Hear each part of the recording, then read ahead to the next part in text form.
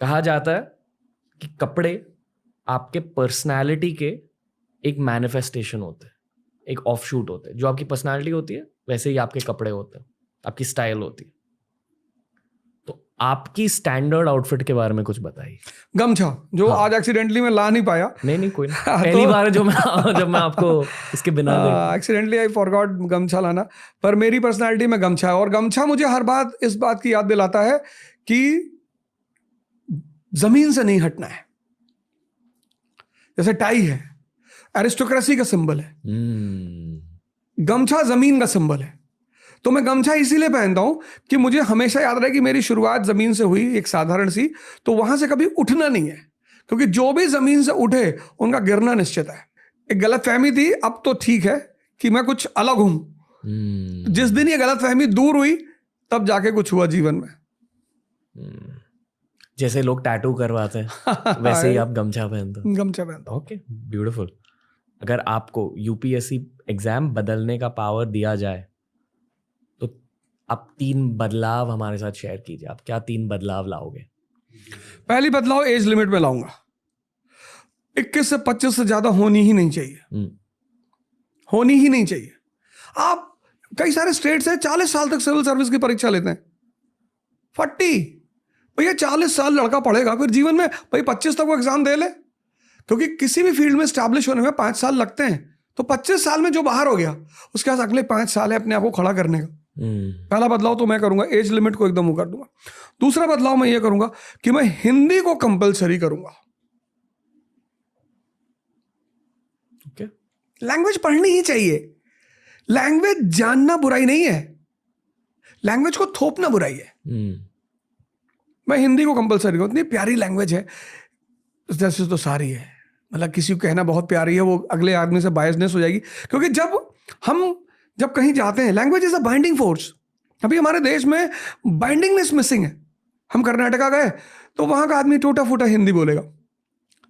अब जैसे मैं अगर न्यूयॉर्क की सड़क पे टहल रहा हूं और कोई आदमी फोन पे बगल से बात करते हुए जा रहा है हिंदी में, तो definitely I will be attracted to that person. जी। तो एक तो मैं एज लिमिट बदलूंगा, दूसरा मैं हिंदी को बदलूंगा, और तीसरा जो सबसे बड़ी बदलाहट मैं वहां करूंगा वो ये करूंगा कि व्यक्ति को जब वो एग्जाम दे रहा है, इंटरव्यू तक जा रहा है, तो गवर्नमेंट इंटरव्यू के कैंडिडेट्स को कहीं ना कहीं सेट करने की कोशिश जरूर करे। कहीं प्रेफरेंस दे उन्हें कि ये भैया आईएएस का इंटरव्यू देकर आए हैं, क्योंकि आईएएस का इंटरव्यू दिया हुआ लड़का भी आईएएस से कम नहीं होता। तो ये 3 बदलाव मैं करूंगा। ओके। आपको लगता है बदलाव आने वाले? हो सकते हैं भगवान यहां से सरकार सुनेगी। होपफुली। ओके, अगला सवाल। अगर आपको देश का पीएम बनाया जाए तो आप क्या करोगे? आपकी 4 प्रायोरिटीज क्या होंगे? सबसे पहले तो मैं इस देश के एजुकेशन सिस्टम को बदलूंगा, जो मेरी पहली प्रायोरिटी होगी। और योगा और ध्यान कंपलसरी, मतलब आप फेल कर गए तो आप कुछ कर, क्वालिफाइंग पेपर होंगे ये। पहली बात, एजुकेशन अप्लाइड होगी। पहला काम मैं एजुकेशन पे करूंगा। दूसरा काम मैं करूंगा वुमेन एम्पावरमेंट पे, स्पेसिफिकली जिस देश में, जिस समाज में, जिस परिवार में औरतें ताकतवर होंगी, वो परिवार, वो समाज, वो देश कभी कमजोर हो ही नहीं सकता। मैं तो मानता ही नहीं कि औरतें गलत होती हैं। मेरा मानना है आदमी कमजोर होते हैं। ऐसे लोग कहते हैं ना भगवान हमारी नहीं सुनते। भगवान सुनेंगे जब आपकी इतनी बिसात हो कि आप उसको सुना लें। तो वैसे भी मैं वुमन और भगवान को दोनों साथ साथ ही रखता हूं। तीसरी बात, मैं कोशिश करूंगा हम एक हो जाएं। यूनिटी। भारत पाकिस्तान की बात कर रहा हूं मैं। अखंड यूनिटी। बड़ा नुकसान हुआ हम दोनों का, बहुत नुकसान हुआ। मतलब हमारी आने वाली जनरेशन जब कभी अंदाजा लगाएंगी तो शायद उन्हें एहसास होगा। और चौथी बात, अशोक की जो धम्म की नीति थी उसको मैं फिर से रीइंप्लीमेंट करूंगा। उसमें क्या था? Strengthening of unity in diversity. जैसे भारत एक डाइवर्सिटी का मुल्क है ना, Kashmiri culture, Tamilian culture, Gujarati culture, Asami culture, तो वो पहला आदमी था जिसको ये बात पकड़ में आई। अच्छा, डिफरेंसेस अगर समझ में ना आए कि क्यों हैं, जैसे मुसलमान बुर्का पहनता है उसकी औरतें, क्योंकि इस्लाम सऊदी अरेबिया में पैदा हुआ, वो डेजर्ट है। खाना और कपड़ा ये कल्चर का हिस्सा है, और कल्चर संबंधित है किससे? ज्योग्राफी से। सहारा डेजर्ट में आप सूट पहन के नहीं टहल सकते, और सहारा का आदमी पालक नहीं खा सकता। भाई इस्लाम में शराब पे पाबंदी है, वहां जो आदमी ओल्ड मॉन्ग पिएगा वो डेड मॉन्ग हो जाएगा। 50 डिग्री सेल्सियस टेम्परेचर है, तो शराब कंपलसरी कहाँ है? रशिया में, क्योंकि -50 डिग्री सेल्सियस टेम्परेचर है। पॉर्क नहीं खा सकता सऊदीया का आदमी। तो फूड और ड्रेस ये कल्चर का पार्ट है, और कल्चर किससे प्रभावित होती है? ज्योग्राफी से। तो ये बात अशोक को पहले समझ में आई कि हमारी डिफरेंसेस जो हैं उसके रीजंस हैं, इसलिए नहीं कि हम दुश्मन हैं। तो फिर उसने एक सेट ऑफ रूल्स बनाए, उसको धम्मा बोलते हैं जी। ये करूंगा मैं। ओके, ये फिर से एक रैपिड सवाल है। इन शब्दों को सुनकर आप क्या सोचते हो?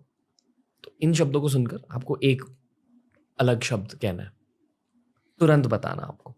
यूपीएससी, गैम्बल, हिस्ट्री, मजा, भारत, महान, शादी, शादी is a very Payas and religious act, प्यार, जरूरी है, कपड़े, मस्ट है, पर आपको सूट करने चाहिए, okay.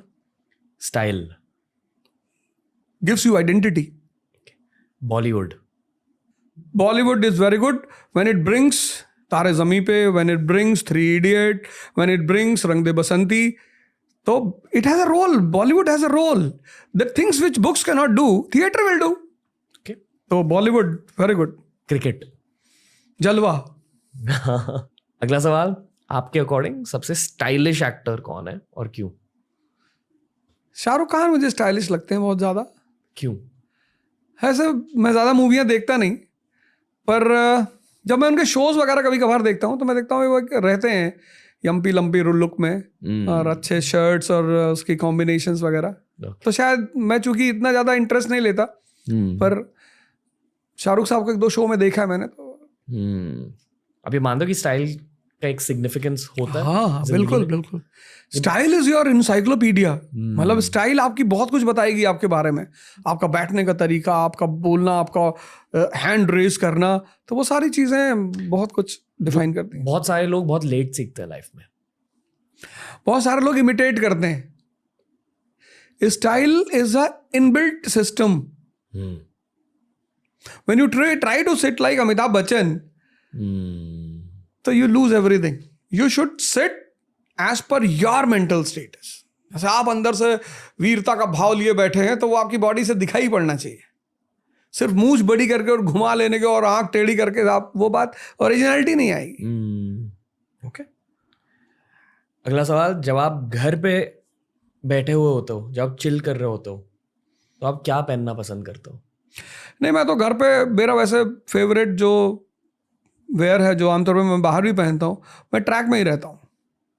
एथलीजर, हाँ, ट्रैक पैंट्स। बिल्कुल। ओके, क्यों? पर कंफर्ट। ओके, ठीक है। मैं तो पार्टीज में, शादी में चला जाता हूँ पहन के। एडिडास मेरा वो है, तो शादी वगैरह में चला जाता हूँ। बढ़िया। ओके, आपके जिंदगी में आपको सबसे बेस्ट एडवाइस किसने दी और वो एडवाइस क्या थी? सबसे बेस्ट एडवाइस मेरे पिता ने दी, और वो मेरे भगवान हैं। और वो यही थी कि देखो बेटा, अपने दिमाग को जिंदा कर लेना, क्योंकि तुम दुनिया में जो भी करोगे, मैं काफ़ी दिन तक उनकी इस बात को समझ नहीं पाया वो क्या कह रहे थे, लेकिन जब उन्होंने मुझसे कहा, और आज भी वो भगवान के आशीर्वाद से मेरे साथ हैं, और जब भी मुझे एडवाइस लेनी होती, मैं यहाँ से इस मंच से कहूँगा कि हर आदमी को अपने जीवन में एक ऐसा आदमी रखना चाहिए जिसकी एडवाइस पर वो ध्यान दे, क्योंकि एडवाइसें जीवन बदलती हैं। अभी रिसेंटली मुझे अपना ऑफिस शिफ्ट करना था अपने कंपनी का, तो मैं इलाहाबाद जा रहा था। तो मैंने पिताजी को फ़ोन किया, मैंने कहा यार मैं इलाहाबाद अपना ऑफिस खोल रहा हूँ, तो बोले यार शाहरुख खान और अमिताभ बच्चन दिल्ली से बंबई गए थे, तुम यार इलाहाबाद जा रहे हो, पीछे क्यों आ रहे हो? तो मैंने प्लान ड्रॉप कर दिया, मैंने कहा मैं मुंबई जा रहा हूँ। तो उन्होंने मुझे हमेशा, और ये जो दिमाग वाली एडवाइस दी उन्होंने कि बेटा दिमाग को मारना मत, दबना मत, किसी चीज को इसलिए मत करना क्योंकि दुनिया कर रही है, क्योंकि कल दुनिया नाली का पानी पीने लगे। जैसे लोग कहते नहीं अरे सभी सिगरेट पीते हैं, पीते होंगे। ऐसे लोग आज कहते नहीं कि भैया शराब पीना तो फैशन है, होगा, कल नाली का पानी पीना फैशन हो जाए फिर।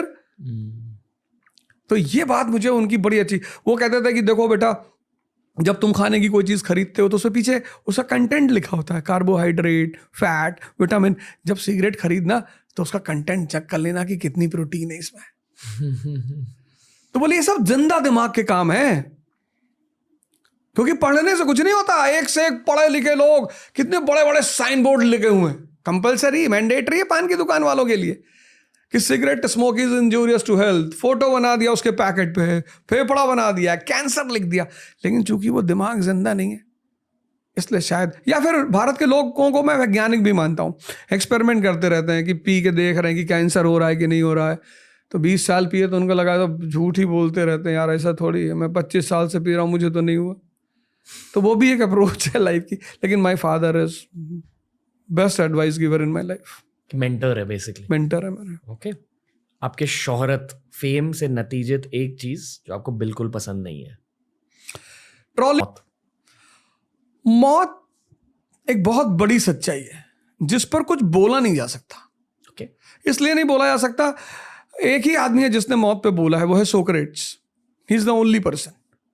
बाकी उस पे बोलने का मतलब आप बुकिश बातें कर रहे हो कि कपड़ा बदलना होता है, आत्मा शरीर छोड़ के नए वस्त्र धारण करती है, ये सब गीता में लिखा हुआ है, पर वो सेल्फ एक्सपीरियंस होना चाहिए, उस पर बोला नहीं जा सकता। ओके, जिंदगी युद्ध है, वॉर। और अगर आपने उस वॉर में आपका कमांडर है आपका मन, अगर वो छिपकली देख के डरा तो आप गए, अगर वो कॉकरोच देख के डरा तो आप गए, अगर वो 4 लोगों की बात सुनकर डरा तो आप गए। क्योंकि अगर आपका कमांडर कमजोर हो जाएगा तो आप जीतेंगे कभी नहीं। दुख अच्छी चीज है। एक तो आपको वास्तविकता से परिचय कराता है। जब मेरे पास पैसे नहीं थे, मैं जब दिल्ली में ऐसे घूमता था और कई दिन तक, मैं सिखों को कभी कुछ नहीं कहता, मैं कई दिनों तक तो मैं वहाँ बंगला साहिब में खाना खाता था और कोई मुझे एंटरटेन ही नहीं करता था। जानते थे लोग कि भैया बात करेंगे तो पैसा मांग लेगा। और मेरे एक दोस्त हैं, मैं उनका नाम जरूर लूँगा, पंकज पांडे जी। वो पता नहीं क्या उनके मन में रहता था, लेकिन वो हमेशा मुझे पैसे देते थे। मैं जब भी उनसे मांगता था 10,000, 5,000, 15, लोग मना करते थे उनको कि अरे यार क्यों पैसा दे रहे हो, उससे मिलेगा ही नहीं पैसा। पर पांडे जी कभी मना नहीं किया। और एक बार तो मैं उनके बैग से करीब 50,000 रुपये निकाल लिया 2006-07 में। तो बड़ा प्यारी घटना है कि अगर मेरे घर वाले लोग होते तो शायद मुझे गाली देते, झगड़ा करते मुझसे। वो बेचारे मॉरिशस थे, वहाँ से लौट कर आए और किसी को उन्होंने भेजा था पैसा निकालने के लिए, तो उसने कहा कि भैया 50,000 तो कम है। तो लौट कर आए तो अपने बिस्तर पे बैठे हुए थे ऐसे टेक लगा के। मैं समझ गया कि भाई ने पैसा देखा होगा। मैंने कहा बड़े चिंतित लग रहे हो यार। हाँ बोले यार अब थक गए। मैंने कहा थकान वाली चिंता नहीं है, कुछ और है। कहीं यार बैग्स में 50,000 रुपया रखा था, मिल नहीं रहा है, पता हम सोच रहे खर्चा कहाँ किया है। मैंने कहा मैंने निकाला है। कहे यार अवध हम समझ नहीं पा रहे थे, हम कैसे तुमसे कहें। क्या तरीका था बात को कहने का। भाई आप किसी घर में रह रहे हैं, वो तो कह देगा तुरंत कि तुम ही थे यार, मेरे बॉक्स में पैसा रखा हुआ था, तुम पैसा नहीं मिल रहा है, क्या किए पैसा। लेकिन कितना बढ़िया दिमाग रहा होगा कि नहीं यार अगर मैं डायरेक्टली पूछ लूँगा, कहीं हर्ट ना हो जाए, कहीं चोरी का एहसास ना हो जाए। तो दुख होना चाहिए आदमी को जीवन में, उससे आदमी को वास्तविकताएं पता चलती हैं।